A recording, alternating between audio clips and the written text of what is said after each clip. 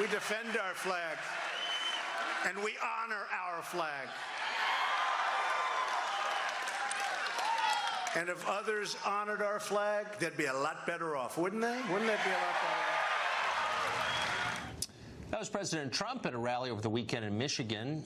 He wasn't mentioned by name, but that was probably quarterback Colin Kaepernick he was talking about. Kaepernick has not been signed to a team since 2016 when he began kneeling during the national anthem and started a league-wide trend. Recently, the New York Times got a hold of a recording of NFL owners and players talking about the kneeling crisis last year.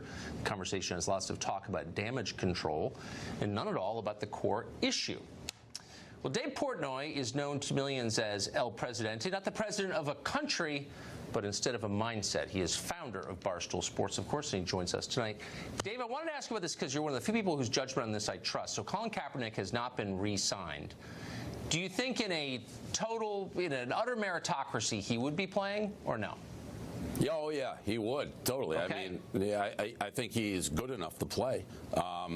If I was an owner, I wouldn't sign him personally, not because I care whether he kneels or he doesn't, but if you're an owner, why would you want this headache? I mean, that's how they look at it. Right. It's just going to bring controversy. So is he good enough to play? Absolutely. But the owners don't want to. They don't. Owners want no headache. So why take the headache?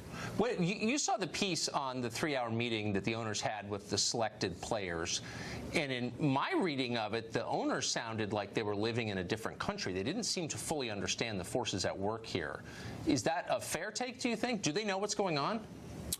I don't think they totally knew what's going on, but it just goes to the other point. And to a degree, I think they do. They just know there's a controversy around it. And the owners are very conservative, and they're on a money train. I think the ideal world for an owner would be another owner sign him. I think that's honestly what they like, but none of the owners want to be the guy to sign up. They all want to point the finger. Hey, why don't you bite the bullet? Why don't you bite the bullet? Because it's good for the NFL, I think, overall, if they put this issue behind them, but nobody wants it to be in their backyard. Right. So these are not necessarily moral leaders. They're businessmen who want the franchise to continue throwing off huge amounts of cash. Is anybody thinking the owners care about anything but making money? They absolutely do not. Any insight in that they care about the moral issues or whether it's right, wrong, how people feel, they do not.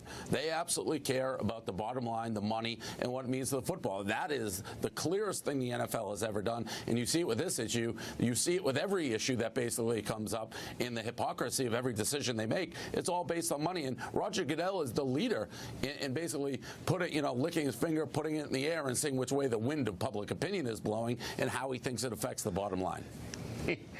Yeah, I've noticed. So I wanted to get your take on this since you run Barstool, which I think has some of the most sensible people in America reading it. And so as a reality check, there's a student at the University of Utah who's created something called a crying closet. And the idea is that college is so stressful that kids need a place to go to weep in private.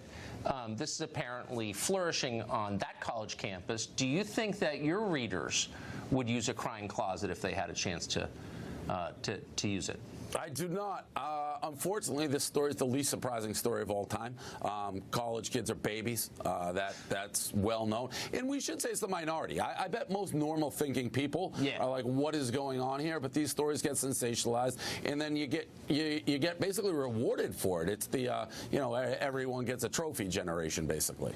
But I mean, do you think we're told constantly that there's nothing wrong with an adult man crying in public and that you should be proud to express your emotions, and yet a lot of people kind of feel like, well, actually there is something kind of embarrassing about weeping over exams or something in public. Do you think we should be embarrassed? Yeah.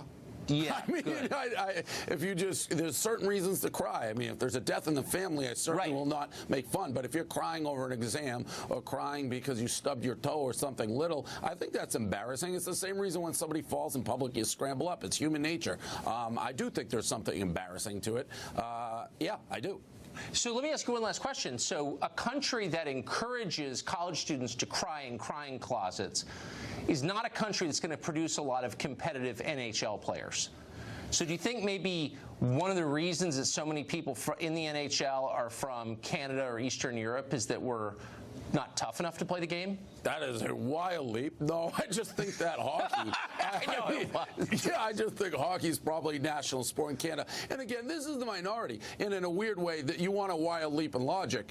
The thing we run into is the minority, the vocal minority, make a lot of noise. And it's almost like the Facebook thing that just happened. So many people, it's such a big story, but then the earnings came out. Most normal people don't care. There's such an outcry for things from, again, the vocal minority, that things like the crime closet, most people aren't using that. It's just the people who use it, like social media, you hear about it, and then guys like me and you make fun of it, and we should actually throw the people crying and lock the door and leave them in the closet. It's like proverbially sticking a kid in a locker in middle school. That's what the people in those lockers below. Put them in there, let them cry, and lock the door, don't let them out. The swirly solution. I love it. Well, that's why I like having you on, because you are a well-needed ray of reality into the dark insanity of my world. Dave, thanks a lot for coming on. Thanks for having me.